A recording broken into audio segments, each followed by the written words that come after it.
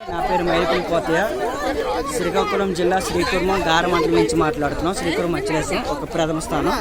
శ్రీకుర్మం దేవాలయం అంత పరిధిలో ఉన్న ఒక శ్రీకుర్మం మత్స్యలేశం అనే గ్రామంలో ఫారెస్ట్ డిపార్ట్మెంట్ వారు ఎటువంటి సహకారం లేకుండా ఎవరికి తెలియజేయకుండా అనేక భూ కబ్జాలకు వారు పాల్పడుతున్నారు. దాన్ని గ్రామస్తులందరూ తిరస్కరిస్తూ తండోపతండాలుగా గ్రామ పెద్దలైన రాజుగారి వద్దకు ఇప్పుడే చేరుతున్నారు.